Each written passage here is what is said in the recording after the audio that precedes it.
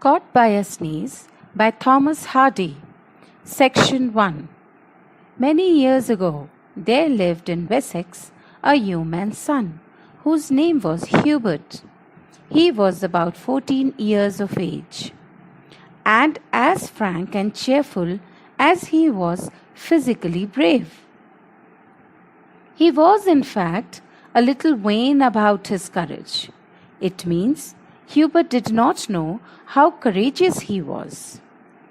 One cold Christmas Eve, his father, having no other help at hand, sent him on an important errand to a small town several miles from home.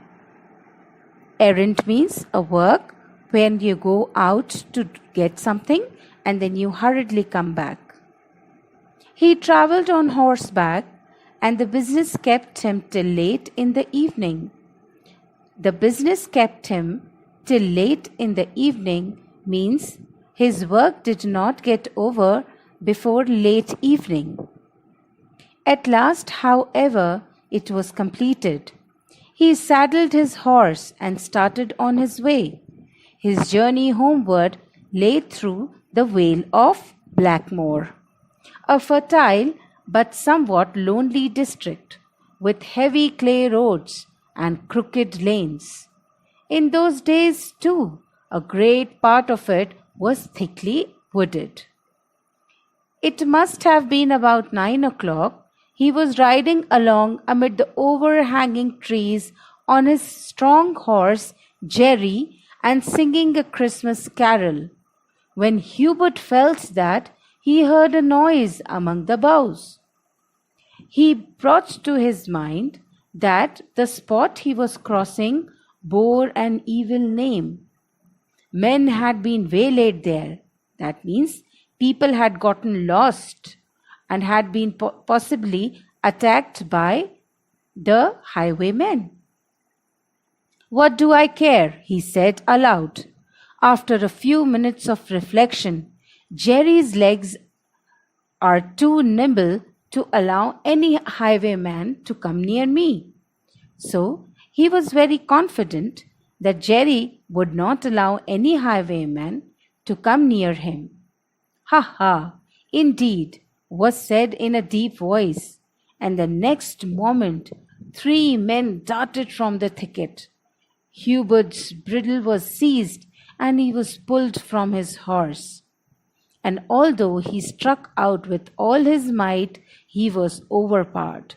So here Hubert was attacked by 3 highwaymen who took control of his horse, and he threw him in on the ground. His arms were tied behind him, his legs bound tightly together, and he was thrown into a ditch.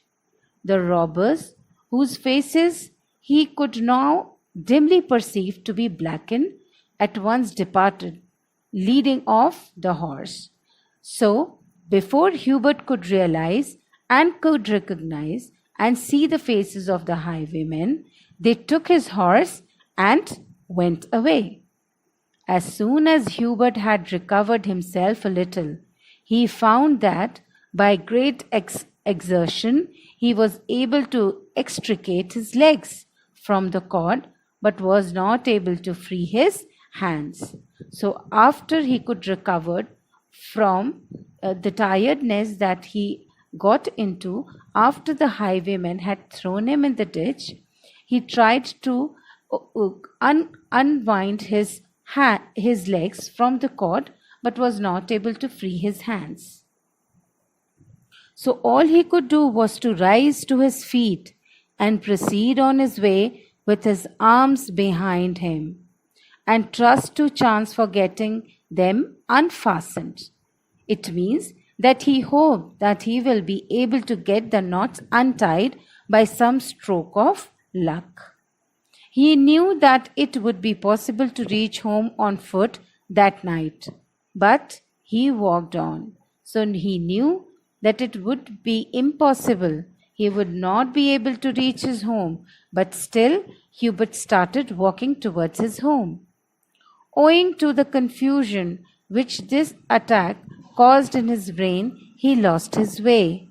And so Hubert lost his way back home as he was a bit scared and confused by the attack of highwaymen, and would have been inclined to lie down and rest till morning among the dead leaves, had he not known the danger of sleeping without wrappers in a frost so severe. So when he lost his way towards home, he thought of lying down and sleeping till the morning among the dead leaves. But he could not face this danger as it was very cold. Remember, children, it was Christmas time. So he wandered further onwards, his heart aching for the loss of poor Jerry.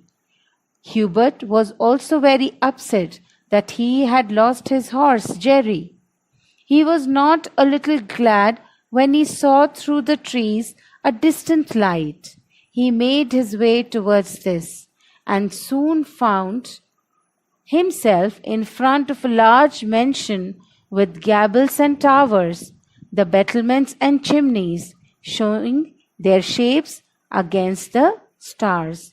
So, while walking through the dense forest, Hubert saw a light, and he went there. When he went near it, he saw that it was a large mansion.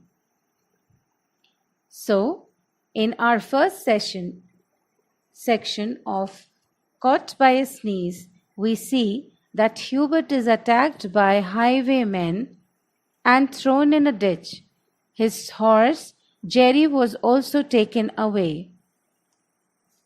Hubert was waylaid by highwaymen, and they robbed off his horse, tied his legs and hands, and thrown him in a ditch. After a lot of efforts, Hubert was able to extricate his legs, but could not unfasten his hands. He couldn't have taken a chance to sleep in the forest as it was severe cold. Gathering all his strength, he started walking, but lost his way back home. As he was still shocked, he was way too glad to see a light in a distance and headed towards it. He found himself in front of a mansion and hoped to get help. Now let us start with section 2. In this section, Hubert, who was standing in front of the mansion, entered the large hall of the mansion, only to find that it was empty. His eyes caught the sight of nothing else but untouched, sumptuous dinner laid on the table. He was rather surprised to see no one around. Soon he heard footsteps of someone entering the room. Hubert quickly hid under the dining table and heard someone said, "Be quick." Peeping from beneath, Hubert could make out that these were the same men who robbed him of his horse. The three men decided to hide themselves and wait till everyone had slept. The first one appreciated the other man, who imitated the cries of a man in distress, after which all the members of the family went out to find out where the sound came from. They returned back to the mansion without witnessing any adventure. The elderly couple, young ladies and gentlemen, children, half a dozen men servants and maids, returned back and resumed their meal.